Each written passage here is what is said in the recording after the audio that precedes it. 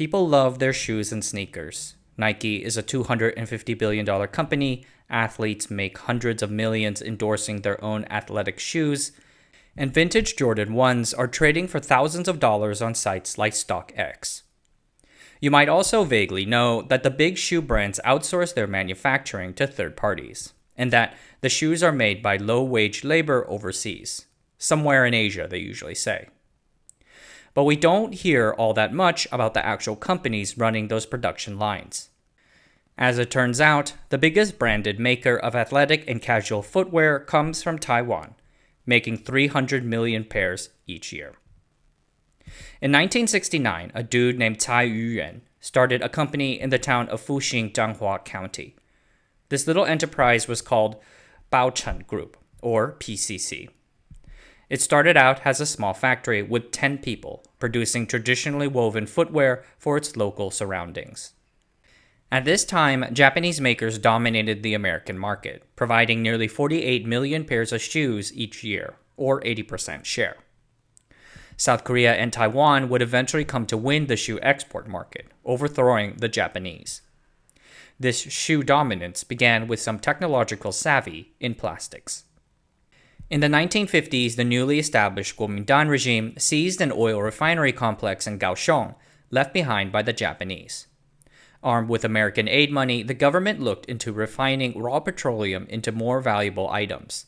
The industry started producing plastics. But what to do with these plastics? Manufacturers first experimented with weaving plastic fibers with the goal of eventually making straw hats. But soon after that, these manufacturers used those same techniques to weave the uppers of shoes. They then combined these uppers with cheap plastic insoles to make a fully plastic shoe. Baochen had been one of these companies, switching their production from woven shoes to plastic shoes. Most of what they made then was for the domestic market.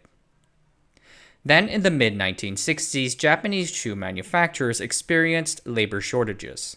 A few shoe companies from the Kobe and Himeji areas moved their factories to Taichung. Taiwanese companies exported to Japan for a little while. This small success hinted at greater things ahead. So in the late 1960s, the industry established its first trade association, the Taiwanese Plastic Shoe Exporters Association, or TPC, and redirected their export efforts towards the world's major market, the United States. Taichung soon became the heart of the Taiwanese shoe industry, the first American company to start building factories in East Asia for import to the United States was ES Original. Their president, Ellis Safdie, said that he first went to Taiwan to find someone who could make a sandal for him. He took a long taxi ride to a garage, and he says, "I gave the man an order for 50,000 dozen. In those days, you bought in dozens. They built a factory for me." The sandals were sold to JCPenney for 62.5 cents a pair to retail for $1. The factory grew. Between 1968 and 1973, Taiwan exported 200 million pairs of shoes, and the number of footwear factories increased 10 times over. Shoe exports doubled from 1969 to 1970 alone. In 1973, Taiwan replaced Italy as the United States' leading country of import for shoes. The export boom made Taiwan the world's largest footwear manufacturer. Taiwan's manufacturing gain would be the United States' manufacturing loss. Coming out of World War II, the U.S. made all of its shoes within its own borders. Employment and production briefly collapsed in the wake of the war, but surged back as strong as ever. By the early 1960s, the American footwear industry employed 250,000 Americans. Over 700 different companies produced 600 million pairs of shoes a year. The East Asian cheap import wave, which began in 1966, would start to clean out the American industry. Americans started losing their jobs. This led to pressure on the politicians to raise the import barriers and protect the American shoe industry. Thus, in 1977, Taiwan reluctantly agreed to conditions set by the Americans and froze its export production at 1976 levels with 3% growth rates built in. Presumably, this would give the American shoe industry some cover. But rather, the opposite happened. By 1978, PCC had grown to be about 10,000 employees large, with facilities in 2 cities. The company at this time produced boots, shoe parts, and women's shoes.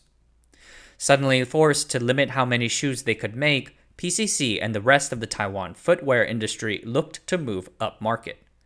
They decided to make other types of shoes with higher value add. In doing this, they invaded and cleared out much of what remained of the American shoe manufacturing industry. In PCC's case, they decided to make athletic footwear. Why athletic shoes? 2 reasons. You can make sports shoes for a lot longer as compared to women's shoes, which had to be retooled each year to keep up with changing fashions. And second, sports shoes sold for $5 per unit, far more than what they could get for women's shoes, which cost just $2 to $3 per unit due to intense competition. Nike and Adidas dominate the athletic footwear market. The former is most famous for pioneering the use of athletic endorsements to sell high-end athletic shoes. Back in 1984, Nike signed NBA superstar Michael Jordan to a shoe deal, stealing him away from Adidas. Today, the Jordan brand anchors Nike's 85% market share in the performance basketball shoe market, and the company gives the subsidiary its own line item in the annual report. Jordan Brand made $4.7 billion in revenue in fiscal year 2021. It is Nike's fastest growing segment, growing over 30% year over year. The guy has not played in over 15 years, but his name still sells stuff. Other sports stars and even non-sports personalities like Kanye West have joined in on the fun, issuing their own line of shoes, notably Kanye's Yeezy shoe line. Behind all the slick and beautiful branding, producing the actual footwear remains a very labor-intensive process. Over the years, Western footwear companies have moved upstream out of that complex, dirty work to occupy the most profitable role of the whole value chain. Thus, they accrue most of the industry's profits. When PCC bought their equipment for their sports shoe line, they had no customers. It was not until a year later in 1979 that the company managed to strike a deal with Adidas to serve as one of their original equipment manufacturers, or OEMs. In 1971, Adidas first started looking for Asian OEM companies to augment their German production line. Adidas originally thought to look in India, but a Taiwanese sourcing agent in Germany happened to know Adi Dassler's son-in-law and invited them to try Taiwan. Brands and OEMs work closely together to design and produce their shoes. A customer like Adidas will first draw and approve some designs, usually in conjunction with the athlete or some other endorsement figure. The OEM then evaluates the feasibility and cost of the production run for the design. This process involves very close collaboration between the two companies, requiring private trade secrets to be shared. In these early days, Adidas transferred a great deal of its advanced manufacturing knowledge and expertise to its Taiwanese OEMs. This greatly boosted the industry. Later in the decade, Phil Knight of Nike sought to bypass his Japanese suppliers and source directly from Taiwan. He partnered with a former employee of the Mitsubishi Trading Company's footwear department and persuaded their factories to make shoes for him. After the shoe is designed, it then goes into full production. Athletic shoes are some of the most difficult and varied products to make in the entire garment industry. These are 3D items that have to be high quality and comfortable. An athletic shoe has 2 major components, a lasted upper and the sole.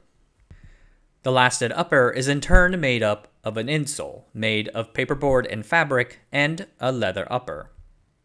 These 2 bits are fitted together into a comfortable foot shape in a critical, highly skilled stage called lasting. Here you attach the insole to a foot-shaped cast called a last and then stitch the leather upper around it. The sole is comprised of the outsole and the midsole glued together. The outsole is made of rubber and the midsole is made of foams like EVA or PU foams. The shoe is finished by gluing the lasted upper and the sole together in a delicate, dexterous step. The whole thing is still very labor-intensive. Manual processes include material cutting, stitching, lasting, finishing, and inspection. Producing a single shoe can have up to 200 separate steps and involves over 120 pairs of hands. People knit sweaters for fun. Nobody makes a running shoe for fun. PCC Group acquired the OEM business of other companies, including Nike, and expanded very rapidly. Athletic shoe production requires close coordination between various disparate industries: leather, plastic, textile, cementing, chemical, paper, so on, in order to create this single, very ordinary seeming product, a shoe. In order to feed its massive supply chain, PCC expanded vertically. The company expanded into a variety of related industries, at first establishing joint ventures and eventually wholly owned subsidiaries.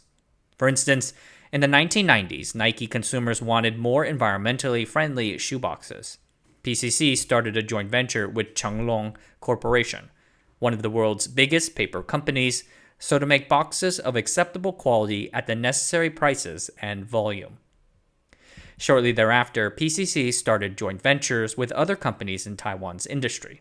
The company started producing its own resins, glues, and shoe parts. They even founded their own logistics company to manage and orchestrate production. These joint ventures and subsidiaries run their own P&L, and they are free to deal with outsiders if they cannot find what they want. The individual brand managers compete with one another for a brand's business. In 1996, PCC transferred ownership of its shoe manufacturing business along with its 67 supply subsidiaries into a Hong Kong-listed company called Yuyuan Industrial Holdings, or YY. This allowed the parent company to continue expanding into things like general sportswear, retail, hotels, and dentures of all things. This has also allowed the Taiwanese parent company to somewhat distance itself from the various labor issues involved with footwear manufacture. In the late 1980s, Taiwanese labor started to get expensive. People's lifestyles were improving, the government had passed new environmental regulations, and the Taiwan dollar had appreciated against the US dollar. These higher labor costs started cutting into the already tight margins of manufacturers like PCC. The thing to do would be to either start automating athletic shoe production, replacing labor with capital, or go abroad in search of cheaper labor. But since the athletic shoemaking process remains extremely resistant to automation, the companies chose to go abroad. In 1988, encouraged by warming relations between the PRC and the ROC, PCC set up their first production facility in Zhuhai City, Guangdong. They've since expanded from there. Today, most athletic shoes are made in China, but they are also being made in Indonesia, Vietnam, Cambodia, and Myanmar. These people work in massive facilities with 15 to 20,000 employees. Like with Foxconn, these companies provide dormitory-style living. Workers are made to be more productive with a piece rate quota system, lots of overtime, and a rather authoritarian style of enforcement. Workers have often tried to organize or strike in a bid to gain better pay or working conditions. Member states have often responded with repression and uncivil treatment. These have often made the news from time to time. In 2014, 40,000 workers at a YY factory in Dongguan stopped working. Workers had found out that local government employees were pocketing social insurance contributions from the company. With many of them aging and the factory facing wage pressures of its own from yet cheaper places like Vietnam, they struck. Perhaps, ironically, the Communist Party of China is not very friendly to large spontaneous labor movements like this one. Police were brought in to quell the crowds, and the national government directly intervened in the negotiations between YY management, the local government, and the strikers. YY eventually raised monthly wages by $36, reimbursed the missing social insurance funds, and added some more benefits. In total, the strike cost the company $60 million. Production shifted from China to other factories abroad. A few strikers remained unsatisfied and continued striking, but the police eventually repressed any further activity. YY experienced another big strike in Vietnam 2 years later. The company has since then been shuffling production between its various factories in order to adjust to labor shortages, the unrest in Myanmar, and of course, the pandemic.